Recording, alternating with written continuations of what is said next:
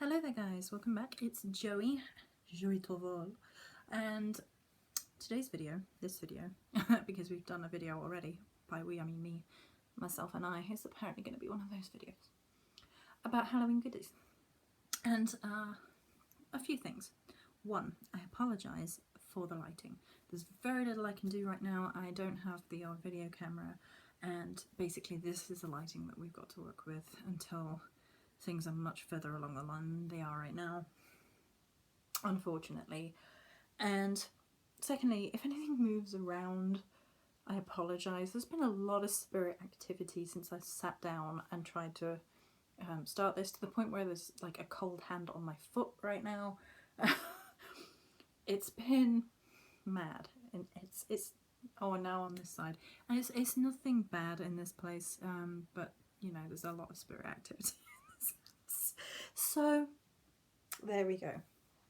It's a very strange introduction to this video, which has nothing to do with any of that. Apologies. So this video is kind of a request follow-on from the empowerment video, and I was asked by one lady. She was like, how do you know if you are planting yourself in concrete and not empowering yourself versus when you're stepping outside of your comfort zone? Like, so when do you know the differences between those types of discomfort? What does that feel like? What does that look like? How do I identify that? And I was starting to think about how I was going to respond to this, because it's a very good question. And I was like, this is going to be an essay if I answer this on a comment, so I'll make a video and we will talk about it. Because I talked about in that video, in the empowerment video, not conforming, and the power of the individual, and of being who you truly are rather than conforming to fit into like a precedent that's going around. And this is true within all circles of people. There is always a pressure to conform, and there's been kind of like an anti-empowerment backlash recently, and it's true in all walks, in many different walks of life, with people kind of, I don't know, you know, when people are marching to for human rights and things, and then there's been like a backlash against people doing that, people who have not been violent in any way, and there's been a backlash against them even so. And there's been kind of like this backlash in the world in general, like, but it has also happened in the spiritual community, which is of course what comes to mind for me first and foremost. So just to reference back, that's what the empowerment video kind of covers in a lot more depth than that, and a lot more feeling than that. And then this question is sort of a follow-on. How do we know when we are planting ourselves in concrete? And I will explain what I mean by that first, thinking about it, because you might be looking at me like, what? What? So planting yourself in concrete is something that came about as kind of like wisdom from my mouth, or words from my mouth anyway, when discussing something with Chris, and it was stop planting yourself in concrete. And the analogy is that when you're planting yourself in concrete, you're placing yourself in somewhere that you know in your heart of hearts that you don't belong, because you feel like you should, or you've been told that you should, either by yourself or people outside of yourself who influence you in some way. And you're trying to plant yourself somewhere, and because you're in concrete, you can't spread out, you're uncomfortable, your roots cannot grow, it's not nourishing for you on any level, it's not soul enriching, it's not emotionally fulfilling, it's not mentally challenging or engaging, and it's just not good for you. It's like planting your roots, your biological roots, in concrete, which is very not biological. And so that's what that means, kind of like trying to put yourself as a, you know, a square peg in a round hole kind of deal, versus when you are stepping outside of your comfort zone, which can feel really uncomfortable. Depending on the kind of personality that you have, you can either really get on board with change, you can be fine, you can be fly seat of your pants happy about these things, or if you are, you know, you have a lot of earth sign on the top or underneath in your chart, whatever, or you know, you're just an introvert or whatever, change, huge variance of change, can really not feel all that great. And stepping outside of your comfort zone is by definition a difficult thing to do for most of us, particularly of those of us who are introverted or even a little introverted or nervous or anxious or suffer with, you know, anxiety or depression or things like that. Because comfort zones are there for a reason, because it's kind of almost like a tradition in a way. It's tried and tested and true. The three T's. The three T's of not good. Can we have a proper cup of tea now, please? Very English. Oh yes. I say that like I'm fully English. I'm not. Okay. Anyway, but still, tea. Hot to it, servant. There's no one there. I'm talking to myself. I'm talking to the spirits. In fact, I probably shouldn't say that. The spirits will throw things at my head.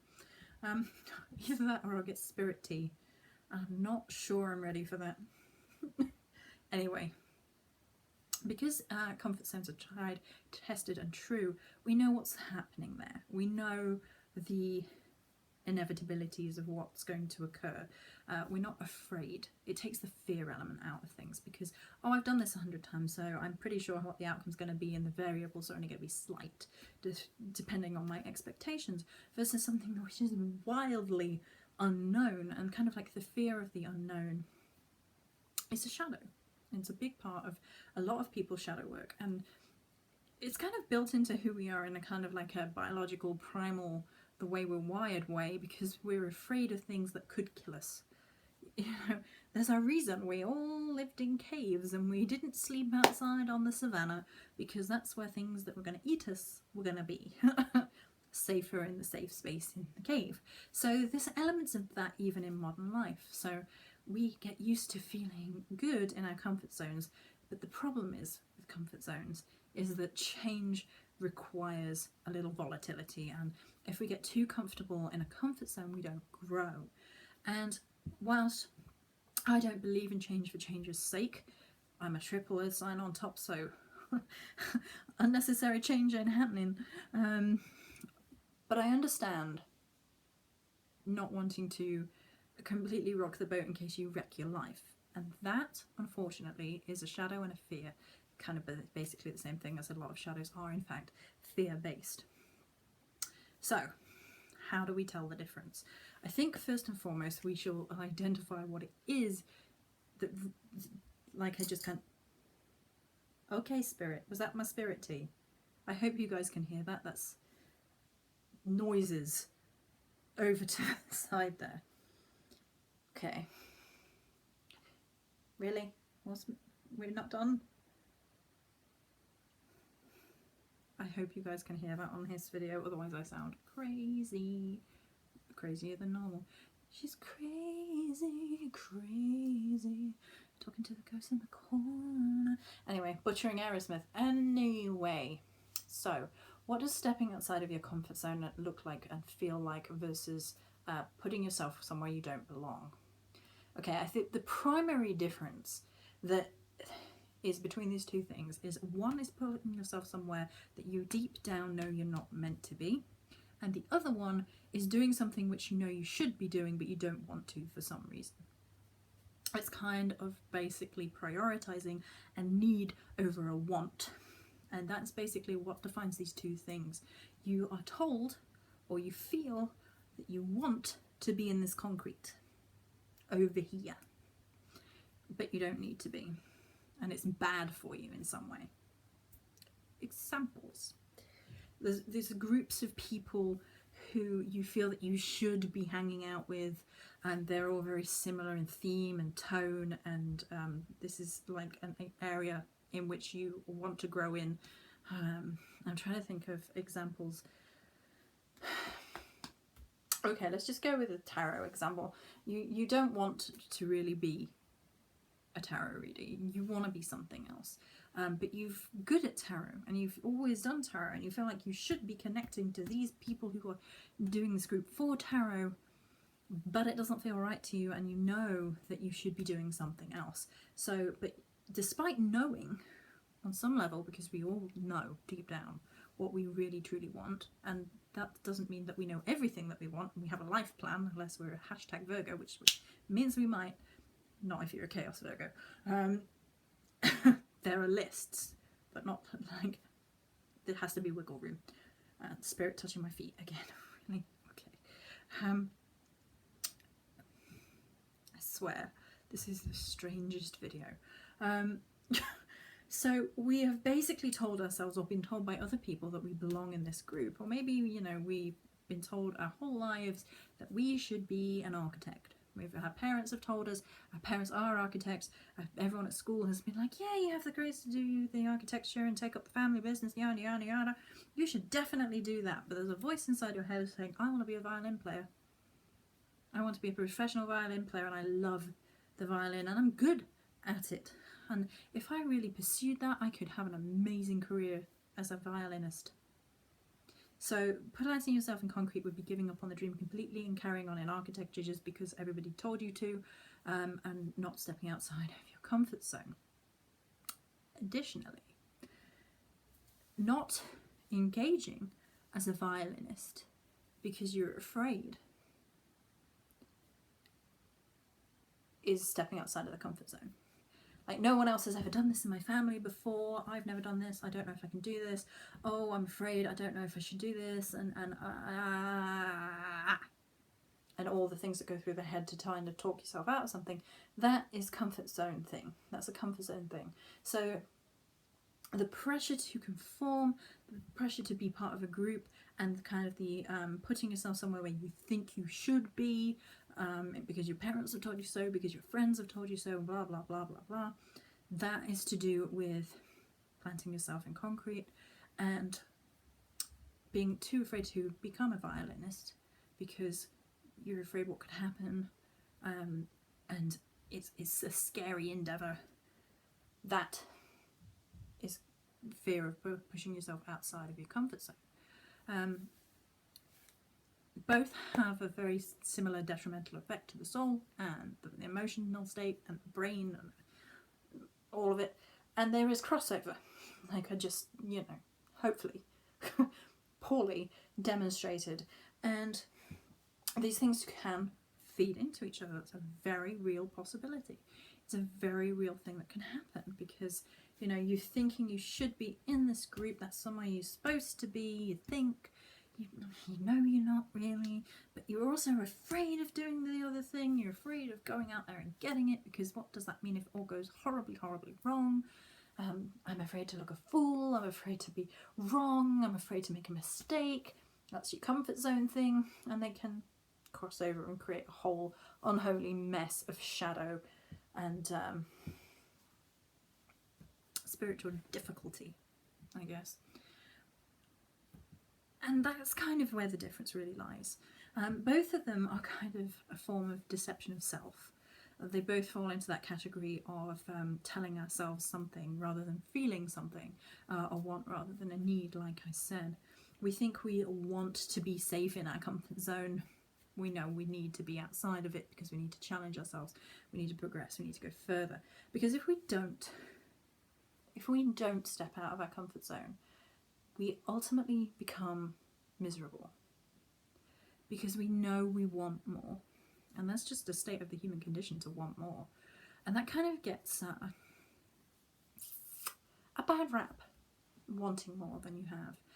Or you should be grateful for what you have in life and you should stay small is something that really gets pushed on people. And I've talked about staying small and the problems with staying small on other videos and in depth on the blog, and the problems with staying small can do to us, because it basically creates an exoskeleton of shadow and fear. It basically constricts us until we can't breathe, and we either cave and sort of become a kind of a shell of who we really truly want to be, or we have to break past that and grow, which is a painful process. It's not easy. The birthing process, which is something that I have written about on the blog, the spiritual birthing process is painful. It's not easy. But ultimately, if we stay somewhere that we know we don't belong, we end up often being forcefully rejected from places we don't belong, because basically our roots burst out of the concrete one way or another. Or again, a part of us dies off and we become a pale shade of who we could truly be if we were truly engaging, if we're truly pushing and being who we really, really want to be. And so they both kind of have like a detrimental effect on who we are as an individual. And the problem with both of these is that they are tools of conformity, which is something we talked about in the empowerment video. Tools of conformity by kind of outside agents that don't want you to be unique. They don't want you to be completely out there. People who don't want you to be an individual, because there are people who benefit from you being small, from all kinds of reasons, unfortunately.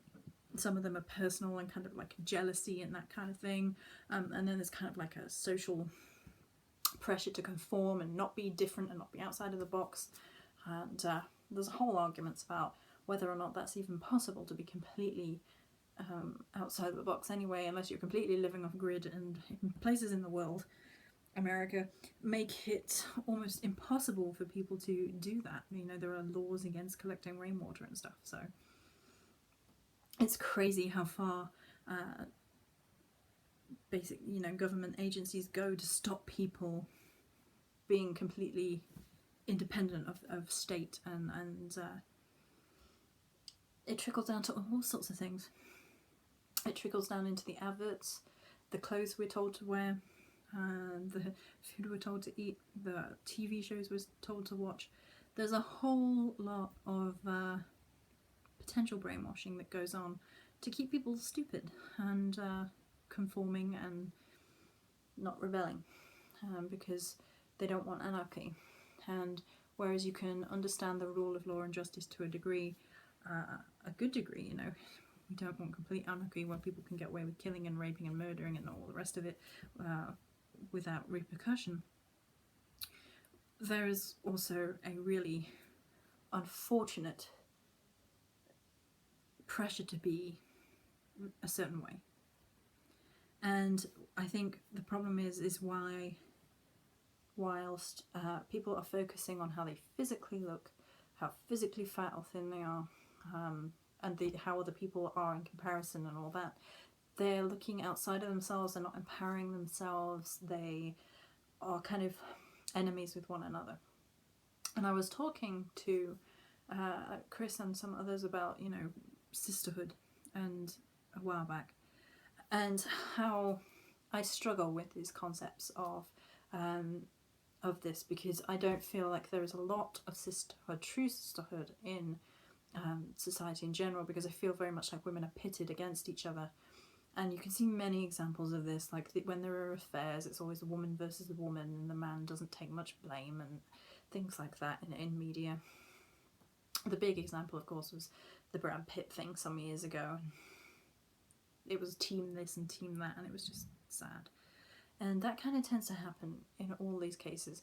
The women are always blamed, but like on the flip side of that, I was talking about the other day that there was an article about sisterhood, and I was like, but women don't get a free pass just because you're a woman. You have to, you know, treat people right. It's not just, you've got a vagina, do what you want. Like, you know, you can't be cruel and violent and conniving and fraudulent and all the rest of it, and I expect sisterhood from your sisters, because it doesn't work like that.